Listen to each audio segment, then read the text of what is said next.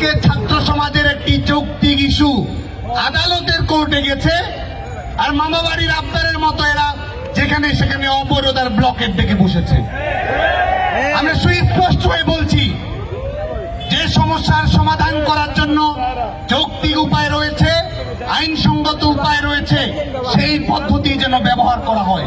আজকে এই মুহূর্তে আমাদের এই রাজু ভাস্কর্যে যারা চাকরির পরীক্ষা দিতে চায়, শাহবাগে যারা বসে আছে, যারা চাকরির পরীক্ষা দিতে চায়, কারোর জন্যই কোটা প্রযোজ্য নয়।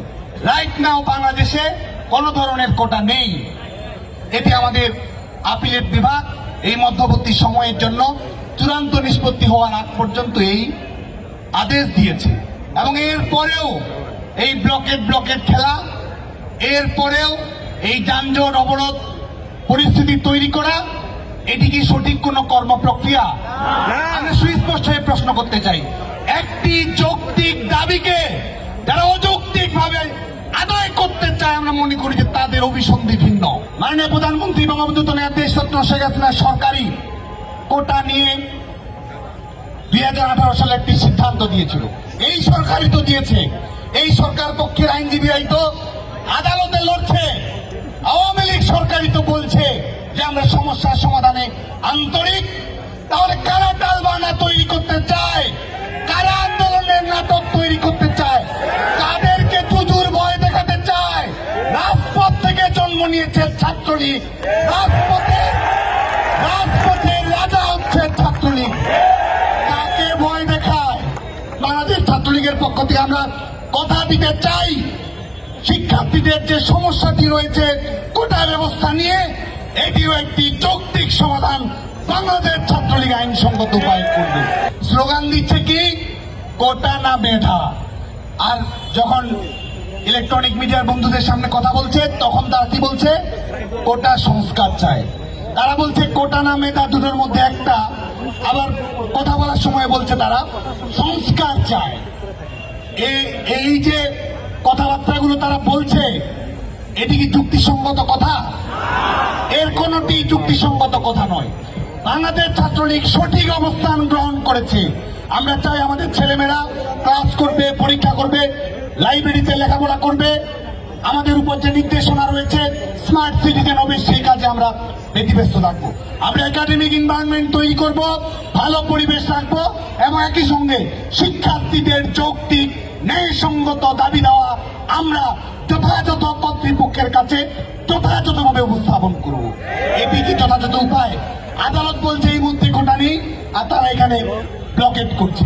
তারা কি কোটা সমস্যা নিরসন করতে চায়, নাকি তারা কোটায় আন্দোলন করতে চায়?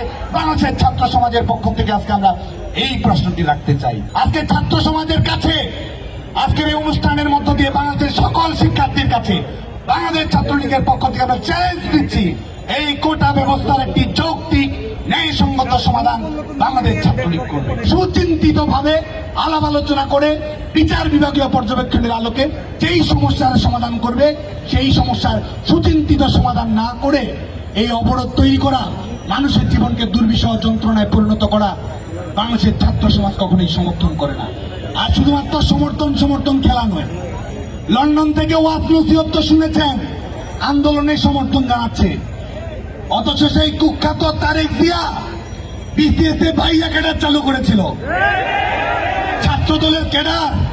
ছাত্রদলের ক্যাডার হওয়া মানে বিসিএস ক্যাডার হওয়া।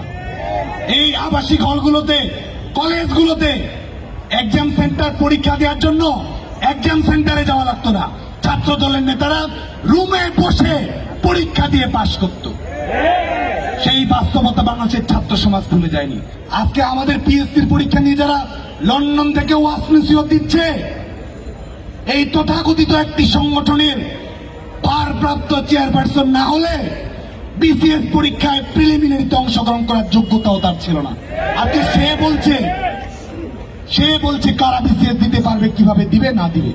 আজকে বাংলাদেশের ছাত্র সমাজের পক্ষ থেকে এই সব রাজনৈতিক প্রপাগান্ডা এবং আন্দোলনের নামে এই সব তামাশা এবং ছাত্র সমাজের একটি যৌক্তিক দাবিকে অযৌক্তিক দিকে যারা পরিণত করতে চায় বাংলাদেশের ছাত্র সমাজ, তাদের বিরুদ্ধে সোচ্চার রয়েছে। আবারও বাংলাদেশের ছাত্রলীগের পক্ষ থেকে আমরা সুস্পষ্ট হয়ে বলছি, আদালত ইতিমধ্যে একটি রায় দিয়েছে, বিচার বিভাগীয় পর্যবেক্ষণ আসবে, সেটির আলোকে সরকার সিদ্ধান্ত গ্রহণ করবে এবং বাংলাদেশের তারুণ্যকে, বাংলাদেশের 5 কোটি শিক্ষার্থীকে আমরা কথা দিতে চাই, মাননীয় প্রধানমন্ত্রী বঙ্গবন্ধু কন্যা দেশরত্ন শেখ হাসিনার সরকার কোটা সমস্যার একটি যৌক্তিক, ন্যায়সঙ্গত, ইনক্লুসিভ এবং যুগোপযোগী সংস্কার অবশ্যই সুনিশ্চিত করবে।